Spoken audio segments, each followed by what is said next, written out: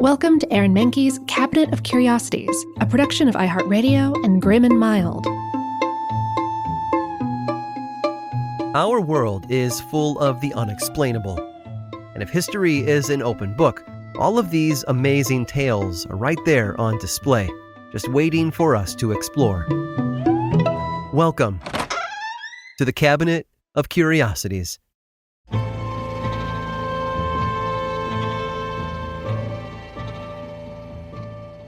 Midnight release parties, book-themed Halloween costumes, author tour events. People have always found ways to pay homage to their favorite works of fiction. Sometimes they even travel hundreds or even thousands of miles to see the place that inspired their favorite works. Or, in the case of one 18th century protagonist, her untimely death. In the late 1800s, a family of mourners gathered around a headstone at Trinity Church Graveyard in New York City. A mother wept as her teenage daughter laid a small bundle of flowers on the long gray stone slab that marked the grave. The stone was already decorated with other small bouquets and cards, gifts from other mourners. The family commented on how nice it was that so many people had come to pay their respects. In fact, this was the most visited grave at Trinity Church. Well-wishers from all over the country came to visit the burial plot. Not because the person lying beneath the stone slab was a political hero or an industrial pioneer. No, she was the protagonist of a novel called Charlotte, A Tale of Truth. The book was written by Susanna Rowson and published in 1791. It was a bit melodramatic, but a tearjerker all the same. It followed 16-year-old Charlotte Temple, who was seduced by a villainous playboy named Lord Montreville. He brought her to America, then abandoned her to marry another woman and fight with the British in the Revolutionary War. Penniless and alone, Charlotte soon learned that she was pregnant. Her father arrived in New York hoping to find and save Charlotte, only to learn that he was too late. She had died shortly after childbirth. And Americans loved the novel. At the time, the U.S. was a brand new nation, as wide-eyed and vulnerable as Charlotte herself. Something about her ordeal after being betrayed by a powerful Englishman resonated with them. Charlotte became the best-selling novel in the U.S. for more than 50 years, until the release of Uncle Tom's Cabin in 1852. Now, here's the kicker. The author, Susanna Rowson, always said that the book was based on a real person, even though multiple historians in the 1800s disputed that fact. Then one day, in the 1850s, visitors to the Trinity Church in New York City noticed a simple weathered grave in the corner of the churchyard, with the name Charlotte Temple etched into the stone. One of the visitors asked the nearest groundskeeper if the grave belonged to the Charlotte Temple, and the groundskeeper said yes, that it was in fact her tomb. Word spread like wildfire that the real Charlotte Temple was buried there at Trinity Church, and soon Charlotte's grave became a tourist attraction. Groundskeepers were peppered with questions about Charlotte, but they knew nothing about her as a person. At one point, Charlotte's grave was the most popular site in Trinity Church, even more than the graves of founding fathers like Alexander Hamilton and James Monroe. Charlotte's headstone remained an attraction until the book fell out of popularity in the 20th century, but even today, those who know its history stop by to see the grave while visiting the church. Except there's just one problem with Charlotte's grave. In 2008, the Trinity Archives team received permission to lift the stone slab and see if there was a burial vault underneath, but all they found was packed dirt. So they inserted a scope into the ground to find any remains that might be resting in the plot, and again, they came up empty. Soon the team was able to conclude that nobody, and especially not Charlotte Temple, was buried beneath the gravestone. That the grave was a hoax. Which makes sense.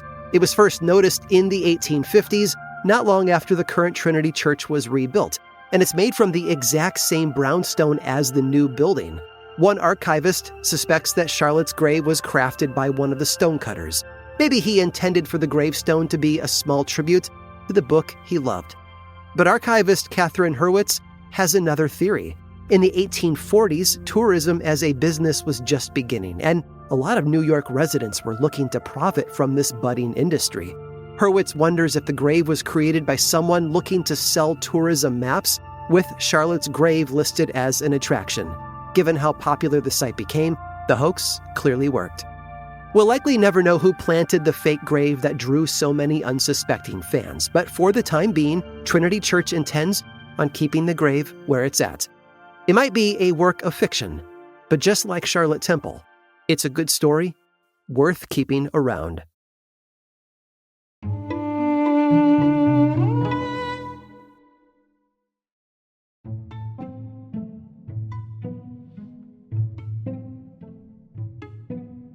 Today we're traveling back in time to the 1790s in Lyon, France, to a man whose hunger never ceased. In fact, his biology has given rise to one of the most curious medical mysteries in history. Although his true name is lost to time, the man is now known as Terrare. The name is thought to be a reference to the loud explosions of cannons during military parades. Terrare's powerful farts reminded people of this sound, and that was actually one of the less remarkable things about him. He also had a massive mouth that stretched so far across his face that he didn't even really have lips. This gaping maw led to his stomach, which hung loose around him, except for when he ate. You see, Terrare was always hungry. He could down an entire barrel of apples, swallowing each one whole and still be ready for more. He ate as much meat as he could get his hands on, fighting with dogs for the scraps outside of butcher shops. He would even eat wood chunks or corks if he couldn't get his hands on any actual food. After he ate, his belly would distend like a balloon and he would fall into a deep sleep.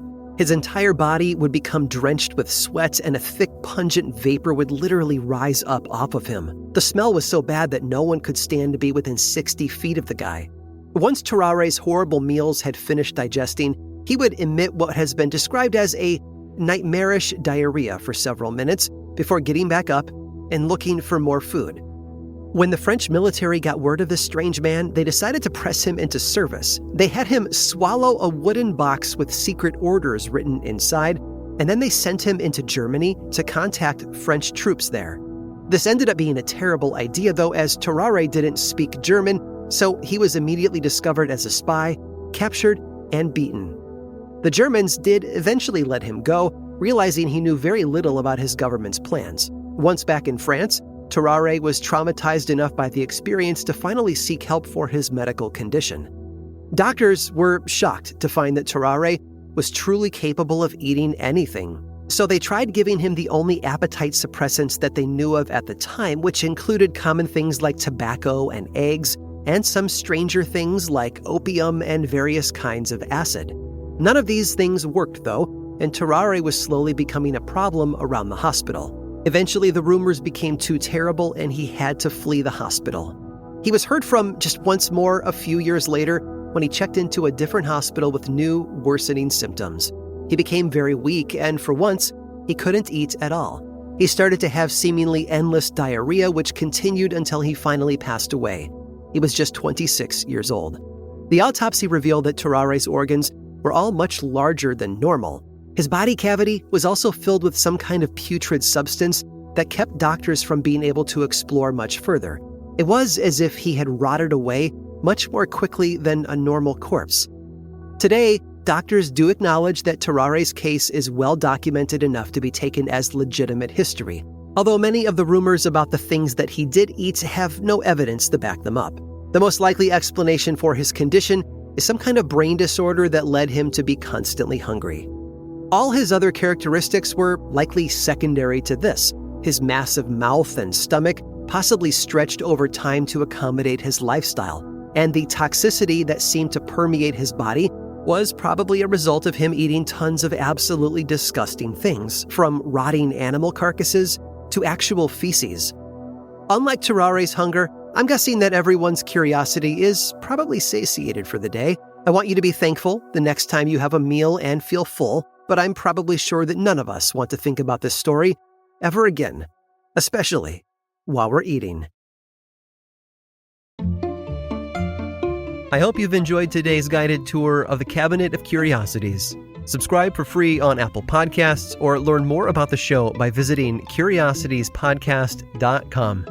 This show was created by me, Aaron Mahnke, in partnership with How Stuff Works. I make another award-winning show called Lore, which is a podcast, book series, and television show, and you can learn all about it over at theworldoflore.com. And until next time, stay curious.